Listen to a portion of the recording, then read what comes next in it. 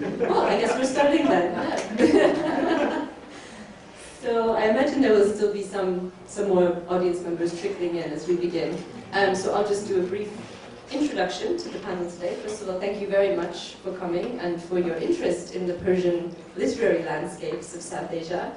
The panel that we have presented, or promised to present today, the aesthetics of Persian poetic forms, they've somehow left off in South Asia, but that is the presumption, is described as discussing the interactions of Persian poetic forms and literary production in Urdu and Bengali through an exploration of literary aesthetics in the multilingual environment of South Asia. Now, that's a mouthful, and that comes from the distillation of what were very fruitful discussions with the organizers and the panelists about what we would actually like to talk about today.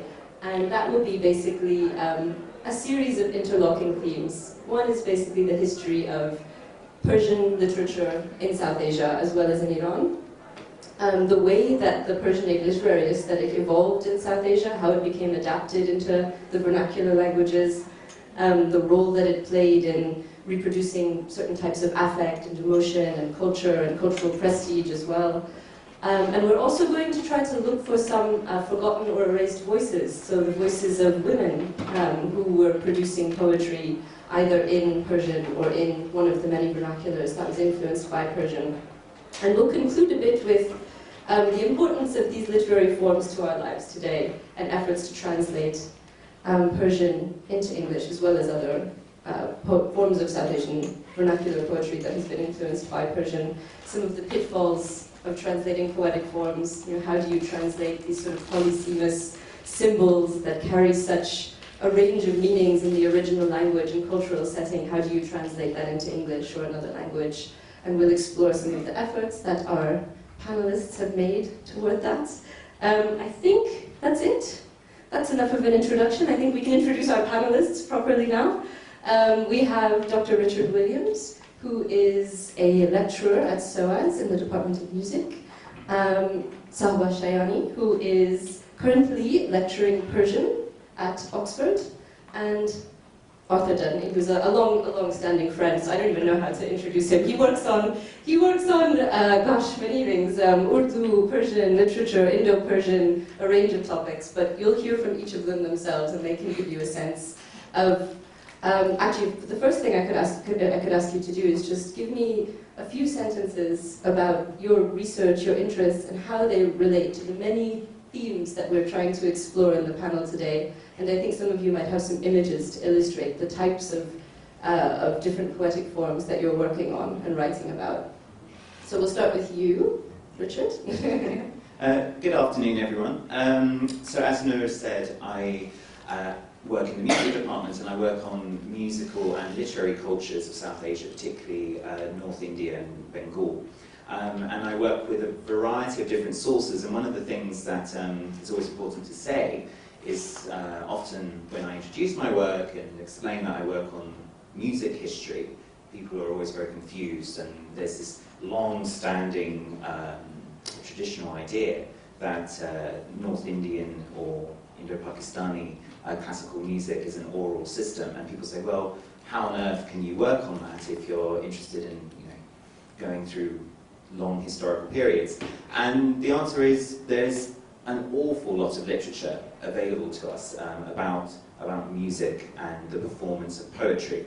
So this is something I work on, and there is just so much of this literature, a lot of it, fortunately for me, available in the collections of the British Library, that I ended up working on sources to do with music, be it music treatises, manuals on how to play the sitar or tabla, song collections in particular, poetry anthologies, and I've been working with these sources in different vernacular languages, so I'm not a Persianist, I have to apologise about that. So I work with sources in Urdu and Bengali and Hindi, and a classical form of Hindi called Braj Bhasha, which is the primary dialect for compositions and lyrics in North Indian vocal music, particularly Khayal and Tumri. So I've been working with these sources, and one of the key issues that I have to work around is what Noor has already identified, that how are Persian symbols and ideas being translated and being dechified? How are they becoming something grounded in South Asian imaginaries? What are the differences between Persian cultural imaginations and what I can see in Bengali or Urdu or even in classical Hindi? And there are various ways of doing that, and I've been collaborating with Sahba for some time and coming up with all sorts of questions and occasionally Persian phrases which I can't get my head around at all, and I implore him to help me translate them. Should I stop there, or should I just give you a quick example of this kind of issue? Of the issue. I think, I might just stop you there, pause there so we can allow someone other to introduce themselves, and then we'll go back to this question of translation, actually, because that's one of the key issues that we're hoping to address today. And you raise a very good point. It's not just about translation into English, right? It's about the historical processes of translation that allow these sets of, as you say, symbols and imaginaries to become sort of part of the cultural fabric of South Asia.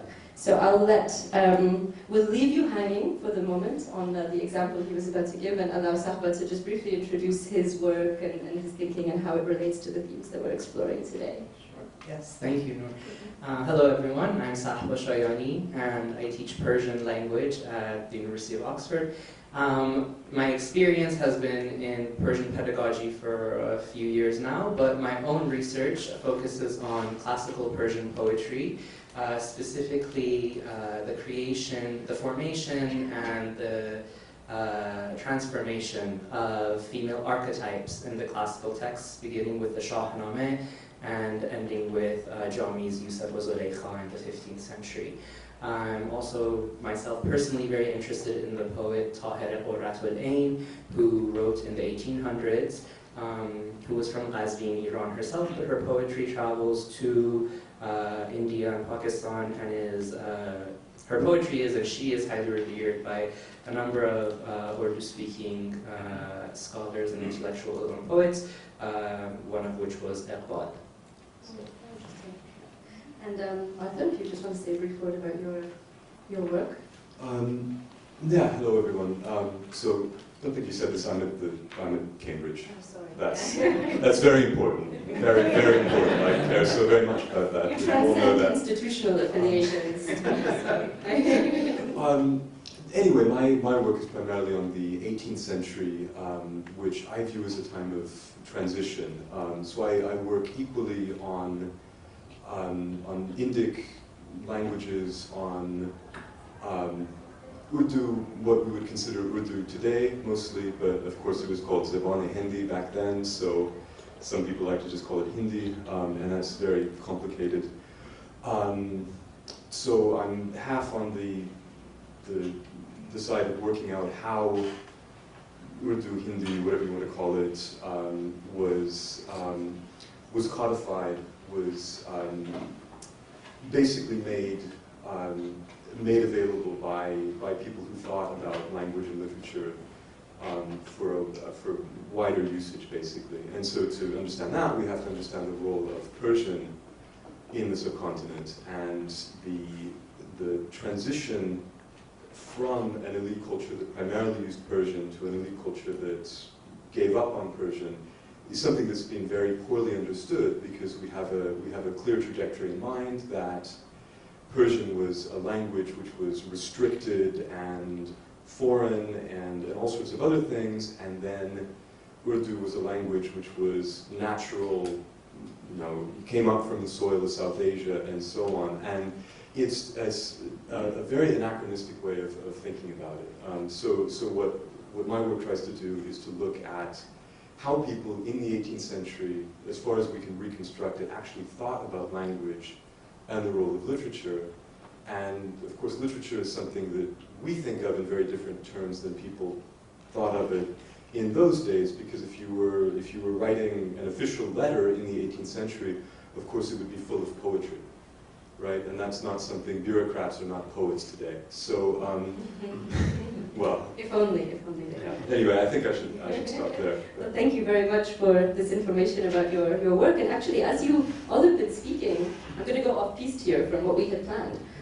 So as you've all been speaking, so brace yourselves. It occurs to me me that the construction, the histories of these languages and poetic forms and the way they interacted is so completely different from nationalist constructions of how we understand language, right? Like one nation, one language, basically, or one cultural identity, one language. We know on the ground that that is not the case, right? You have multiple overlapping spheres of linguistic influence and cultural influence. And it occurs to me that this comes out very strongly in all of your work, actually.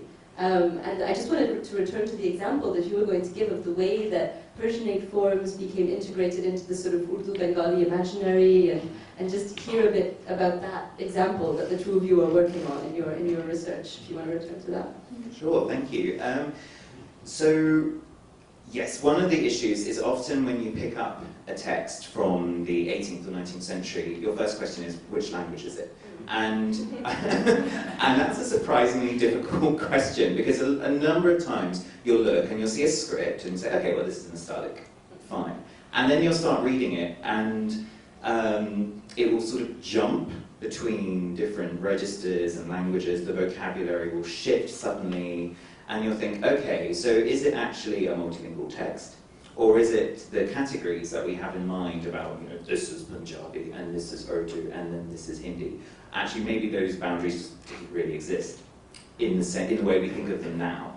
And that's one of the big challenges with these works. And I've been doing a lot of work with song anthologies, and songs are a nightmare to translate. They are so difficult. A lot of the time, there's an awful lot of colloquialisms in there. There are traces of other languages that pepper through. And one of the things that really comes across, particularly for the 18th century, is just the pleasure of multilingualism.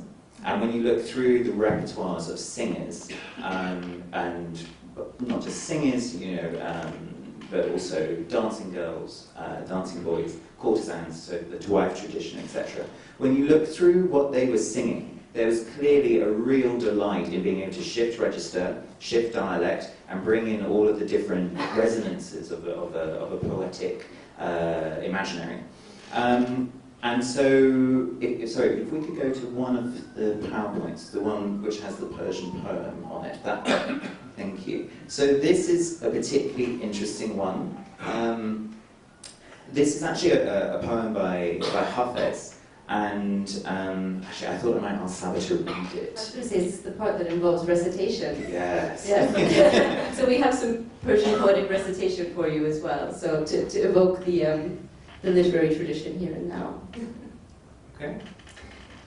مطرب خوشنوا بگو تازه به تازه نو به نو باده دلگشا بجو تازه به تازه نو به نو با صنمی چو لوبتی خوش بنشین به خلوتی بوسه ستان به آرزو تازه به تازه نو به نو برز حیات کی خوری گر مدام می خوری باده بخور به یاد او تازه به تازه نو به نو شاهد دلربای من می کند از برای من نقش و نگار و رنگ و بو تازه به تازه نو به نو باد صبا چو بگذری بر سر کوی آن پری قصه حافظش بگو تازه به تازه نو به نو. Thank you. So this is a particularly interesting example because, you know, this is classical Persian poetry, and it was circulating across South Asia in the 18th century. And it was one of the staple songs in the repertoires of singers, and particularly dancing girls. And it was really spread so widely. And when the Europeans were first, well, not first in India, but when they were in South Asia and they were listening to these repertoires, this song in particular really caught their imagination. And particularly because there's that repeated refrain, the taz of the taz, the no, the no, it keeps coming up again and again. So even if you were still a bit shaky with your Persian, you could recognize it. And so people really remembered this song, and there are lots of different translations of it flying around in the 18th and 19th century into English. This is just one of them by Palmer from 1867. Can I have the next slide, please? And I've been talking about this song with Catherine Schofield, who works at King's College London, and she has been looking at this manuscript from Cambridge, which was developed by a European woman called Sophia Plowden in the late 18th century. And Sophia Plowden was based out of Lucknow, and she was fascinated by South Asian music, and she collaborated with a courtesan called Khanam Jan, and had all of her lyrics written down in this beautiful manuscript. This is a black and white version of the manuscript. And the songs get collected, and when you look at that anthology, you can see how multilingual the repertoire is. There's some Punjabi, there's some Persian, there's some Urdu, there are some that are leaning much more towards Braj Bhasha. It's a whole mix that Khanam Jan would have been singing. And what's really quite funny is this song gets prepared by Sophia Plowden and by a number of English music enthusiasts to be played at home in the UK on harpsichord. And recently, the harpsichord artist Jane Chapman has prepared that song for harpsichord as it would have been played in the early 19th century. And I think if you could just move your mouse to that symbol, we should be able to hear it. Do you just a little lower? Yes. If you hover over it, sorry. Yeah, and then if you press play, yeah, it will kick in a minute. Hopefully. And it's on harpsichord. It's That would on be quite a change from the Hindustani musical tradition. If you just wait a few seconds, it will kick in. So exactly, imagine this is how people are translating musically Hafiz via an 18th century courtesan in Lucknow, but for harpsichord.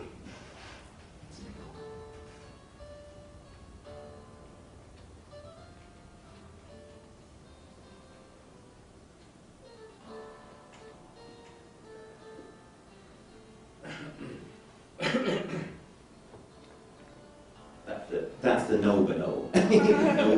We can stop there, thank you.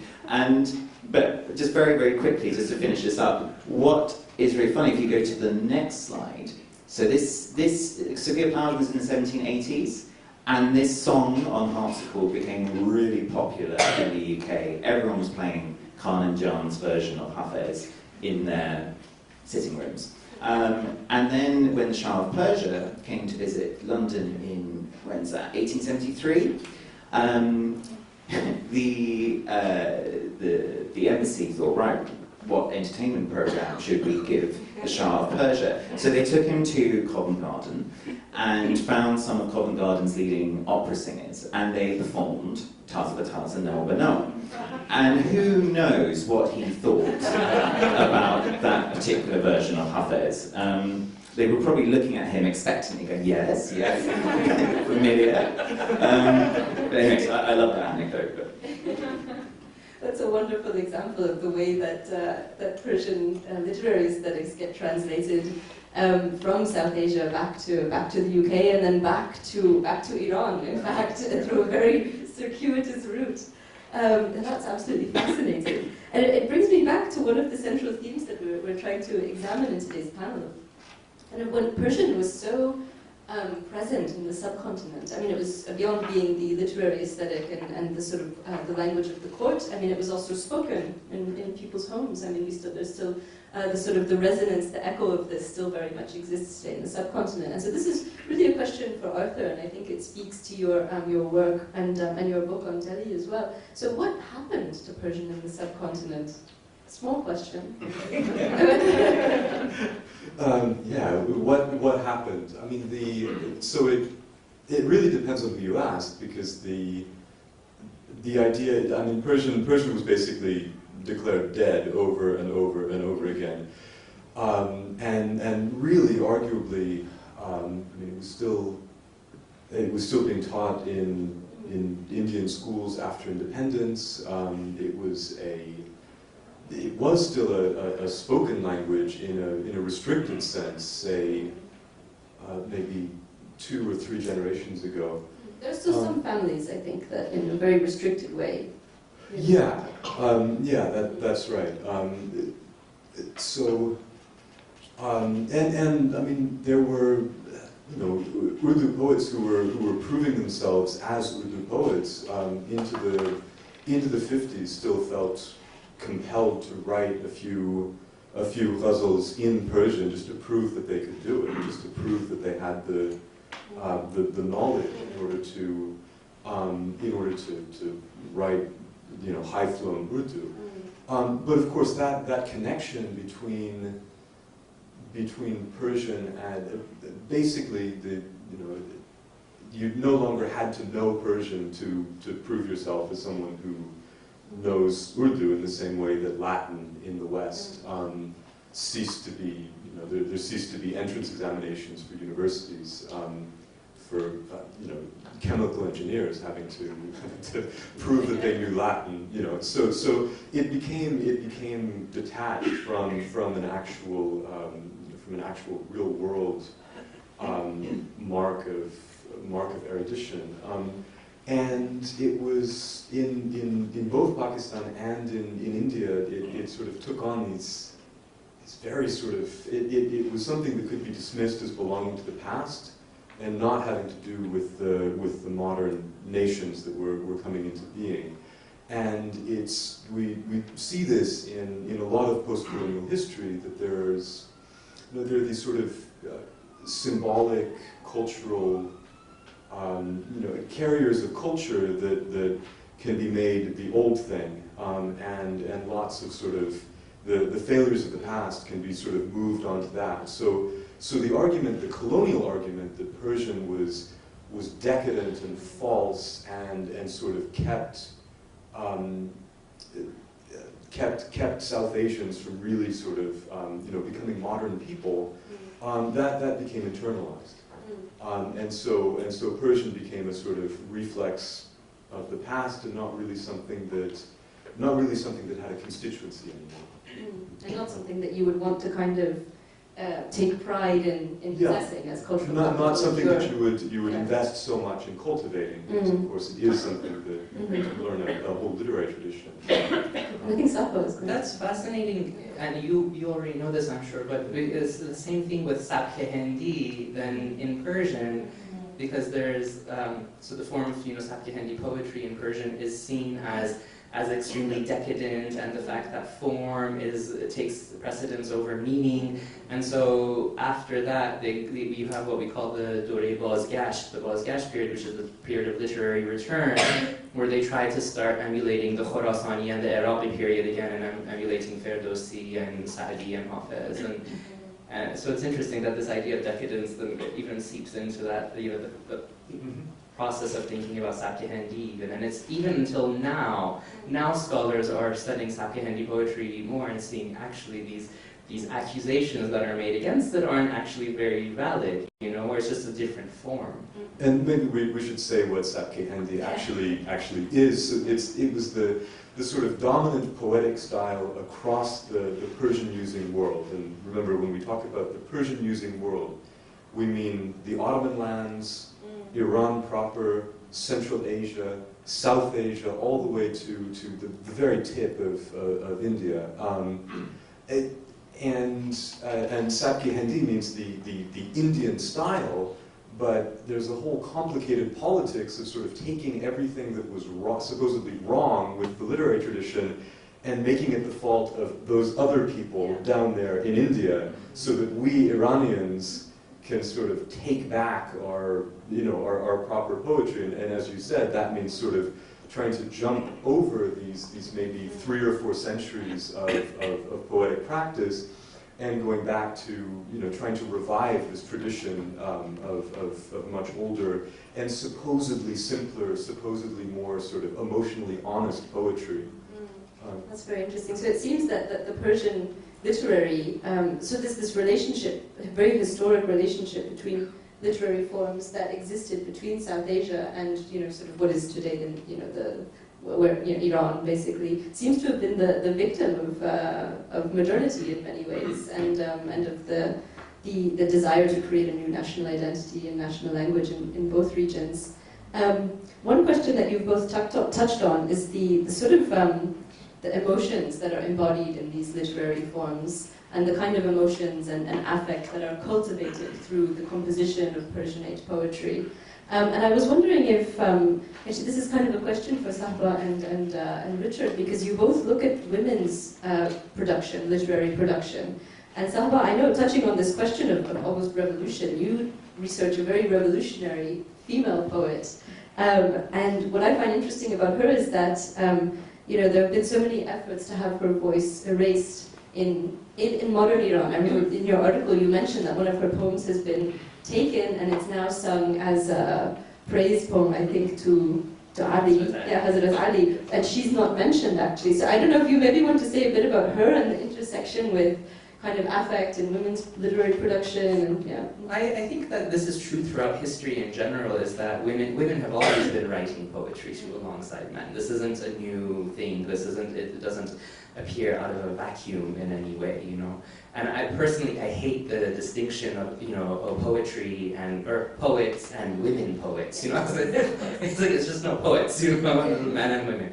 And we see, at least from what we have remaining from women poets, we have all the way back to the 12th century. In the Persian tradition, one of the greatest poets is Mahsati Ganjavi. Then you have Jahan Malik Khatun, who's an Injuid princess, and so on and so forth, and until the more recent times, which we know of many more. But yes, this figure of Tahira Qurratul Ain, so if we can actually... I think you've got some images. I have some images. So Tahira Qurratul Ain was a fascinating and very revolutionary figure, and in a way she symbolizes the role of women, I think, throughout time with poetry and using poetry as a means to make their presence more known. She wasn't a poet necessarily as her, it wasn't like Hafez, who was a court poet. Tahira was really a religious thinker and a revolutionary figure who also wrote poetry and recited poetry on the side. And her voice throughout history they've attempted to silence her, just as they have with many other women before her and after her. Tahira is an interesting case because she was a Babi, which is the predecessor to the Baha'i faith, and so she was the first believer of the Bab. And what she does is that she removes her face veil in this gathering of men, declaring it a new era of equality between women and men, in conjunction with the teachings of the Bab. And so because of this, then she's deemed a heretic, and she came from a very religious family. Her father was a scholar, was a mujtahid in Ghazvin, and so her uncle and so forth. And so she's eventually killed in 1852 by the ulama's decree and the government together. But so her poetry, in a way, remains as a part of her legacy. It's both her poetic writings and her religious jurisprudent writings. But it's interesting that even to this day, still, there's an attempt to silence her poetry. Like, for example, her poetry will be recited. One of her most famous poems, which maybe many here will have heard, is Garbe to uftadam nazar, chehre be chehre ru be ru, sharh daham qame to ra, nukte be nukte mu be mu. از پی دیدن رخت همچو صبا فتاده ام خانه به خانه در به در کوچه به کوچه کو به کو. And it's a longer ghazal, but oftentimes the ending line, which is where her takhallus is, it's where she refers to herself, در دل خویش طاهره گشت و ندید جز تو را صفحه به صفحه لا به لا پرده به پرده تو به تو. And this part is just left off, because it's in reference to herself. Or this other one which we're referring to is ای به سر زلف تو سودای من. It's a tarjib and it's much longer. And then recently I found it on YouTube as a song that has been sung in the praise of, she has written this in honor of the Bab, and now it's changed and made as a poem in honor of Hazrat Ali, and new things are added to it. So, but it's interesting because this goes on even later on in the poetry of Iran, and I'm sure of India and Pakistan and Southeast Asia too, where women are constantly attempted to be silenced, but I believe that will never happen. Yes, of course not. And there's such creative production. There's almost no way to completely erase these voices. And just going back to the context of South Asia, during the colonial period, of course, the culture of courtesans and Tabayab, who were some of the major female producers of literary culture and poetry, I know, Richard, you've done quite a bit of work on the courtesan culture of Calcutta and the way that many of the affective traditions and practices of Persianate poetry were sort of adapted and passed on and reproduced through this culture of courtesans. And I don't know if you want to say a few words about that and how it evolves over time and how it's represented today. I'll try and keep it to a few words. It's one of my favourite topics. Some of you may know the Bengali scholar Shumanta Banerjee, who wrote The Parliament Street, and it's a book about popular culture in Bengal in the 19th century. And the idea of obscenity and decadence and how this creeps in and how that is part of this larger conversation we've been talking about which repertoires are no longer polite. Exactly. And one of the interesting things that he talks about there is this idea of the cultural cachet of Persian. And he talks about the multilingualism that was there with female singers. And so he was saying that, if you were a Bengali female singer in 19th century Kolkata, and if you were only singing Bengali songs, you would only have a certain level of prestige in the local environment.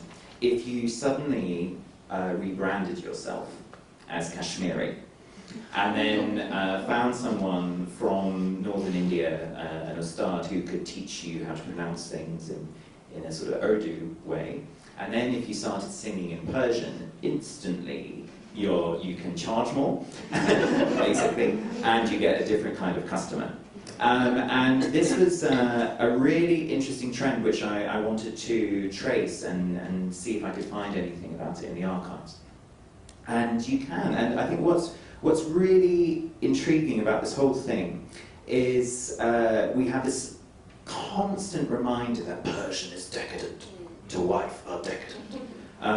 They are prostitutes. We cannot listen to them anymore, not if we are polite, modern society. And that's only really one side of the story. And I mean, my sense is a lot of the literature which is coming out from the 19th century saying stop listening to courtesans is in English. And because of that, it's more accessible to scholars today, and people keep reading those texts. If you shift a little and start looking for material in Urdu, then suddenly you find a whole group of very senior figures, poets, administrators, politicians, who were continuing to celebrate women's voices, their performance styles, their poems. If we could go back to my PowerPoint, please, I'll just quickly give you a brief example of this. So if you go 3 slides down, please. There's one. So she's actually called, under this, it says, a Kashmirian dance girl. I'm not convinced. There were so many women who were female performers in 19th century India claiming to be Kashmiri. You really have to take it with a grain of salt.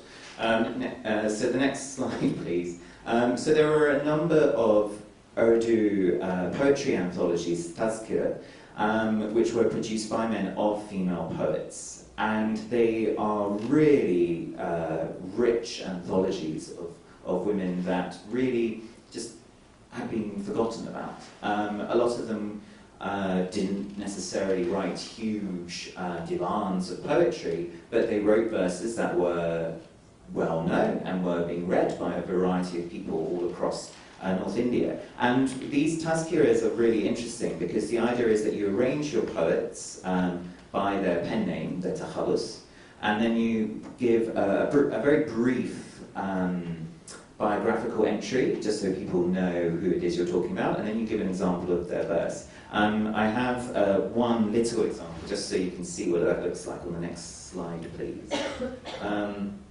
Zahra, her pen name, Muni, her name, her ordinary business came from selling her beauty, so we all know what that means. Her original country was Kashmir, yeah. But then her livelihood drew her to Kolkata's bazaar, sure. She was extremely beautiful and had a happy disposition, sometimes because of her balanced qualities. Her lyrics too were balanced in meter. Malvi Abdul Ghafur Nasakh, editor of the Tazkira Shukhan-e-Shwar, corrected her verses. She was alive until 1874. This is her composition, and here we're back to the messiness of trying to translate poetry. This is a very crude translation. Beholding this dismemberment, the heart fell in love with the morose. The verdant fuzz of the cheek is but the bloom of the sword. O Brahman, my heart has become the image of pain, endlessly picturing that unfeeling idol. And again, this is one of those cases where you can see the imagery of the Hindu temple has been picked up, and it's been adapted, and it's been inserted into this Urdu verse being sung by, well, being composed by a Tawaif singer. And that's the thing, it goes back to modern reception as well, like you were saying, because the Tawaif is such an iconic figure now, and everyone thinks of, Umar Jan and Pakiza, and everyone thinks of the song sequences, the filming song sequences now, which are great. I mean, you can't argue with that. But everyone forgets that, well, I think often people forget that scene in Umar Jan, where she is sitting with her poetry ustad, and they are working on developing the poetry verses, and that was such a widespread phenomenon. And when you look through these tazkiras, it's not just the women, it's all of these figures like Nasakh, who was a major literary figure in the 19th century, and they are collaborating, they're creating networks of ustads and shagirs. It just happens that the shagirs are women. Well, that's a brilliant sort of snapshot of what was happening, and actually kind of turns a lot of the English language scholarship on its head, actually, and shows that this very vibrant tradition continued. Which actually sort of brings us to the last question I'll pose to the panelists, and then we'll open the discussion to the audience as well. But we've touched on this question of translation and how to convey this very rich, very multivalent imagery in English, sort of outside of its immediate cultural context, where the resonances will not be the same when you mention, for instance, the fuzz of the cheek, for instance. I mean, this is a very well-known trope in Persian poetry, that when you try to translate it into English, it sort of loses some of its echoes and meanings. So bringing the discussion to today, I mean, we've talked a bit about the way that the Persian sort of literary landscape in South Asia certainly has been sort of devastated by modernity. And Persian poetry is, in fact, it's accessible primarily in English translation outside of Iran, really. So I was just wondering, the three of you, in your work to translate Bengali and Urdu and Urdu Basha and Persian and Urdu poetry, what the pitfalls are in trying to convey meaning in translation when you're working with such rich poetic texts? And that's a question for any of you. And do you have some examples of particularly amusing mistakes or... I do have an example. Just because, so Noor wanted us to talk about mistranslations and what happens, and obviously I am not a native speaker in any of these languages, and it is an endless struggle. And I have a classic example of me going terribly wrong, which I thought I would share. Normally in academia we hide our mistakes, but I thought I would share one. We don't make mistakes in academia. We're talking about it. So this is, okay, thank you. So this is a Braj Basha song which I was working on. Do you have time to read it quickly? Yeah, sure. Okay, just because not everyone. Okay.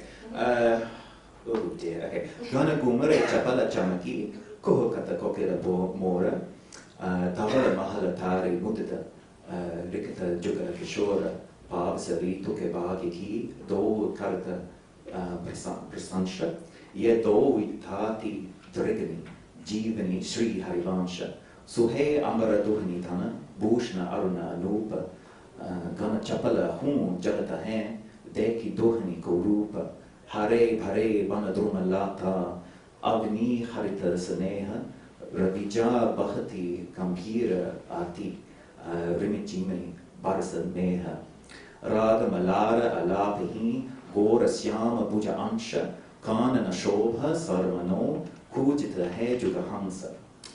And I wanted to try and translate this, and in the second line you've got this word mahala. So mahala. And obviously the first time you see the word mahal, you think, it's a mahal, it's a house or a mansion, fine. But the thing is with translation, we're always encouraged to find all of the different meanings just in case, because there might be a pun or something. So I looked at it and I found that mahala in Old Hindi can also be like mahila, so it can be a woman. And I thought, right, okay, it's a woman. Anyway, so I stuck with that idea, and I kept looking at it, and I came up with this translation on the next slide, please. So the clouds gather and lightning flashes, the cuckoo and the peacock cry out. A woman stands, glistening white, delighted. She gazes upon the princely pair. Fortunate in this rainy season, one praises these two. My eyes pledge my life to these two, O Sri Harivansha. So basically, I decided that this song was about a woman, a Saki or a Gopi, watching Radha and Krishna embrace together in the rain. And I had plenty of good reason to think that. It all sort of fitted together. If you go to the next slide, please. This song comes from a particular sect of Hindus in North India I work on, and they are very interested in this idea of the companions of Radha and Krishna, the Sakis, who watch, and the devotees aspire to be like these women who have such intimate access to Radha and Krishna. So I started writing this very long explanation and commentary about how fascinating it is that the singer wants us to place ourselves in the shoes of this woman watching the couple. What does this third perspective really mean? And then I showed it to some colleagues and they said, no, it's a house. So next slide, please. So the second line, standing in a white mansion. Delighted, the princely pair are watching. The two of them praise the good fortune of the rainy season. So actually, no, there was no third perspective. There was no elaborate theology of projecting yourself into the role of the Saki. It's just two people in a house. I admire the valiant efforts at interpretation. So, Safa, I think you wanted to say something as well about pitfalls of literary translation and poetry. I don't have a specific example, although God knows how many times I've done the same thing. But it's for me, it's the most difficult thing. I think, you can't really, maybe I'm pessimistic, but I don't think you can capture, no matter what. I think I've seen some of the best translations of, the Shahnameh or like other Persian literary texts in English. And the person was able to, like for example, Dick Davis's translation of the Shahnameh, he has portions where he's translated into verse, and you're like, wow, this is beautiful. But of course it doesn't capture what Ferdowsi's written, or like Nizami's Khosrow Shirin.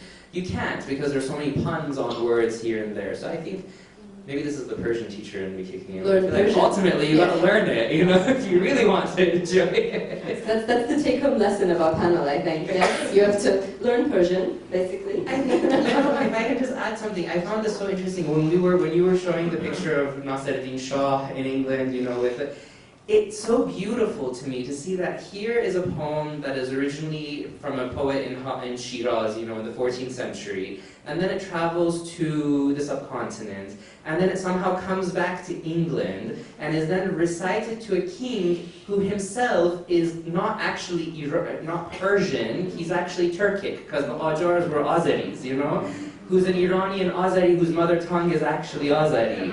And it's recited back to him in England, of all places, and it shows the beauty of the language.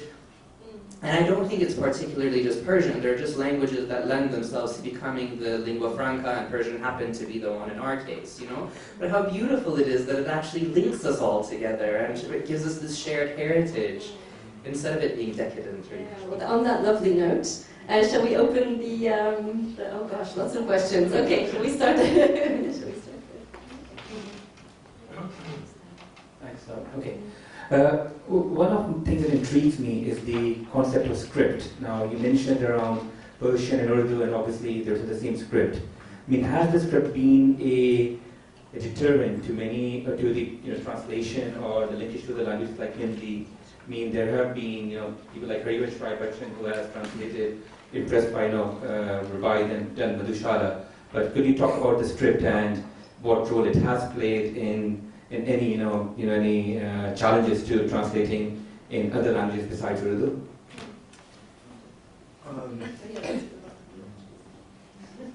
Yeah, I mean, so I think the best way to say it is that before modern print, I mean, all of these traditions really imagined themselves as being oral.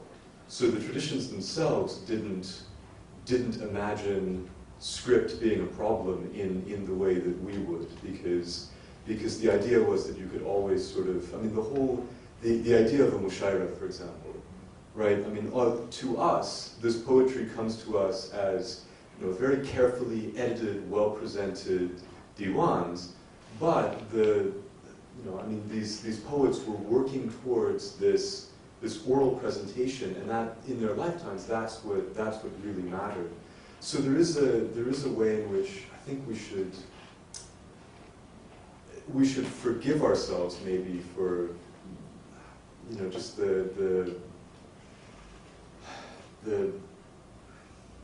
complexity of,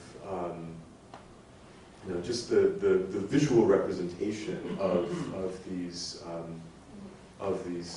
poetic traditions, and be a bit more willing to sort of try to maybe bring them back to life and imagine them in different ways than just reading them off the page. So in that sense, I mean, I'm all for the idea of presenting Urdu in Devanagari script, or presenting you know, quote unquote modern Hindi works in Urdu script. I'm not particularly exercised about what some people see as the scourge of romanization of Hindi or Urdu.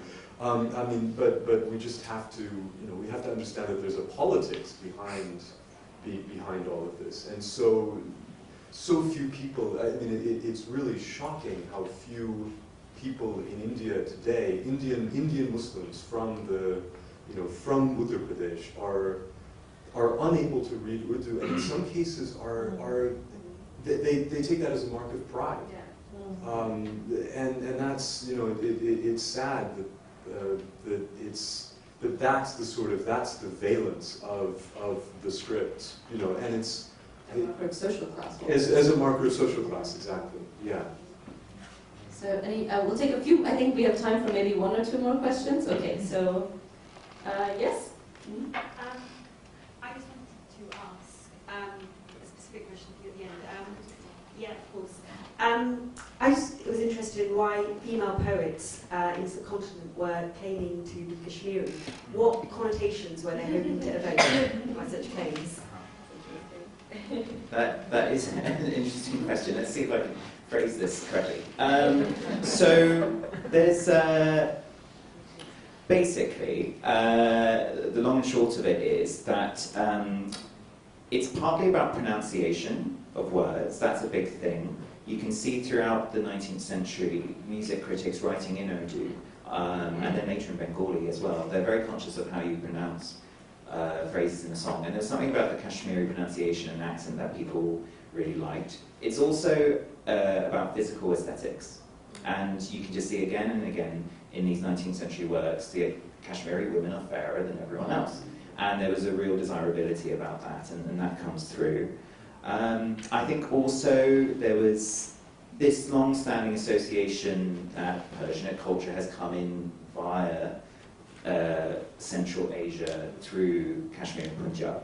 And people were reflecting on this, definitely. There was an Urdu music treatise written in 1863, Gulcha Iraq, and there he's very opinionated, the author of this treatise, and he gives his thoughts and reflections on all of the different kinds of dancing going out there.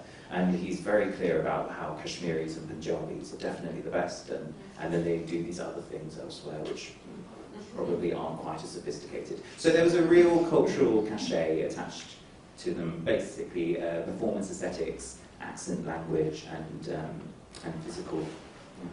If I could just jump in on that, it's interesting because this also goes back into the Iranian tradition too of the Kashmiris being exceptionally beautiful and the beloved often being called Kashmiri. So there's also a poetic trope happening as well. Okay, that's very interesting. Do you have any more questions? Let's try and take one from this side of the room. This side is quite. Is anyone here? Thanks for the focus that you brought about Farsi and its impact on the subcontinental languages. I was just wondering that we've also heard about Sanskrit being one of the very dominant, I think, source for the languages in the subcontinent. So very briefly, what was the interaction between Farsi and Sanskrit? What was the influence that they had on each other, so to say? So some recent scholarship has come up because, I mean, this is one of the issues with languages and how people are using them. Generally, scholars will train in one or two, and they'll dismiss all the others. And recently we've been lucky. There's now this turn of people who are training in Sanskrit and Persian, and they are taking seriously the translations that went back and forth between the two languages. Audrey Trushka, for example, has a book quite recently that came out about cultures of translation in the Mughal court, where Sanskrit texts do go into Persian. And that field of translation was very, very rich. At the other end of it, there is this question mark, which I think we're always bearing in mind, about do the literary imaginaries reflect reality? And what I mean by that is often people have noted, Sanskrit texts written in, say, 17th, 18th century that seem completely oblivious to the Mughals. And it's as though there weren't any, Muslims in India. And there's a real question mark about that. Who are these scholars who are really ignoring everything going on around them? But actually, when you do look at other texts, you do see back and forth. You get a text, but I work in vernacular, so you get text in classical Hindi, which one would think is leaning all the time back towards Sanskrit, but then Persian words will pop in, no problem. So there is a nice back and forth. It's just for various reasons people like to imagine them as two worlds that will never meet. I think that's all the time we have today. So thank you very much. Let's give our panelists.